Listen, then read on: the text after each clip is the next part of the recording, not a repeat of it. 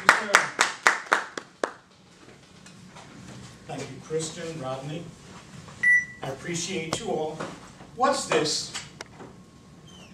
Your hands? More than that, it's folded hands. It's a common greeting throughout Asia called a pranam. This hand, a little bow, is a greeting. It refers to the God in me is saluting the God in you. So it even takes ego out of the equation. It's a gesture. And what's a gesture? A gesture is a movement of the hand, face, body that communicates an idea, a feeling, an opinion. And that's what I'm going to talk about. So this is a common gesture, and now you know what it means. It's a greeting. It's a lovely, friendly, very positive greeting. What's this? It's a fist. You get a fist waved in your face, right away you feel hostility, you feel anger, aggression. It's also a gesture, right? Extend this finger, it's the number one. Extend another finger, it's an insult. So that's how gestures work. We have gestures in the martial arts that we use for a lot of reasons. Some are salutations, greetings, some are communicating different ideas. It's like sign language. So you take your fist and you do this. Suddenly, it's not an aggressive gesture anymore. Now it's a gesture showing that although there's power involved and aggression and violence and all that, potentially it's covered over by nonviolence, by peace, by restraint. This is a common Chinese greeting among martial artists. The little bow, it means, I don't want to fight, but then they start fighting. But the idea is that they've taken the malice away from it. It's not just, I'm going to kick your butt. The Japanese Okinawans have another version of it. They go, and that's the fist sailing through the air and stopped by the non-violent hand, the empty hand, the peaceful hand, and put away.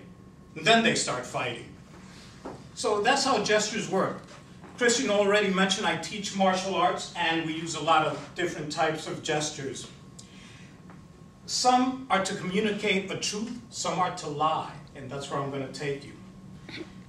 The brand of martial arts I choose to teach these days are Filipino martial arts. And for that I have to give you a little history lesson. Magellan was the first man to circumnavigate the globe, right? They discovered the world was round and they went around exploring it. Magellan got to the Philippines to conquer it for God and country, for Mother Spain, although he's Portuguese. And when he disembarked with his troops, got on the beach, they chopped his head off. The natives were skilled in hand-to-hand combat, especially with blades.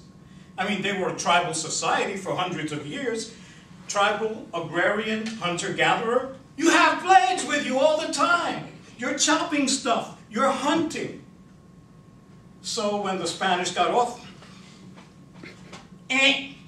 well, that's not the end of the story. They got back on the ships. They went, they got their firearms, and they conquered the Philippines for 400 years until the Spanish-American War. Now, I'm going to pass this around for you immediately.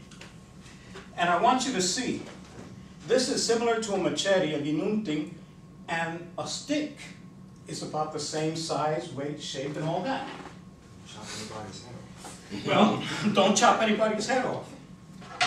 What happened is, once the Spanish got in there, they said, hey, that was too good. You guys can't be playing with swords no more. And they outlawed the use of bladed weapons. And so the people said, I'm not going to lose my techniques and my skill. And they got to using sticks. Now the stick that's going around, this is rattan. It's not bamboo. Bamboo is hollow. Rattan is fibrous. This stuff hardly breaks. It'll start to splinter a little and swell, but you can use this for a long time. Furniture is made out of it. And so they decided that since it was outlawed, but they wanted to keep practicing by having a stick the same size as your weapon, they could practice the same motions and not lose the essence of their skill. So, you have these gestures, right? And that's sort of obvious. You cut down the middle, you pull up, you stab behind you, you throw it at somebody else. You've got those gestures with the blade. You have the stick, and you can do the same gestures with the stick, right? Except that it's not outlawed. So I can be playing with my sticks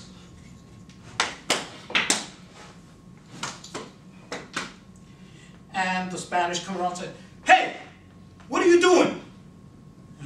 "Oh, this is part of a fertility dance. See, I'm asking the heavens to bring rain to the ground so that everybody can be blessed." Or it's a fertility ritual, or whatever. Because it's not the blade.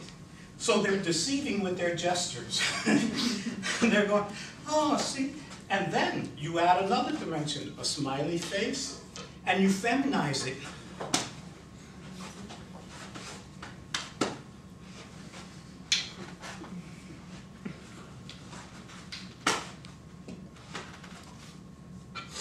And you don't have a fighting system anymore.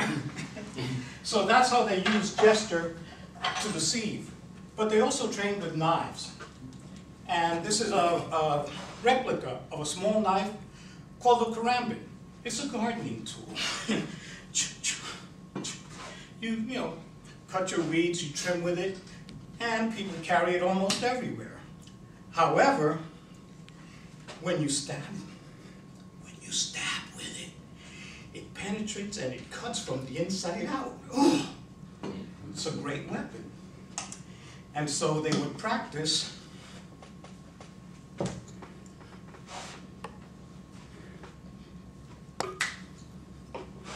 with this.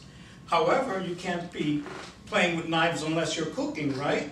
So the Spanish would come around and, "Hey, what's that? You're not pruning anything." They took to using hand motions without using the blade. So with the karambit, I'm going,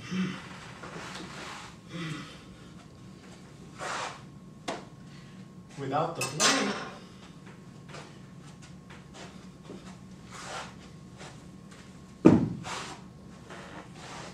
and so you're still training, just that you add the smiley face, you feminize it a little bit,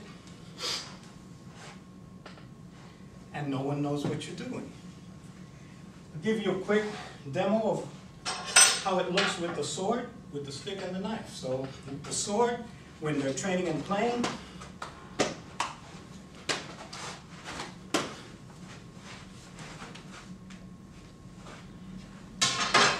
with the stick,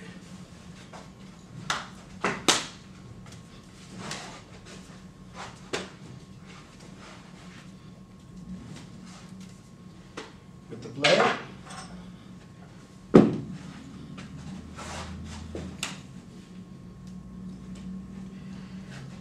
with nothing.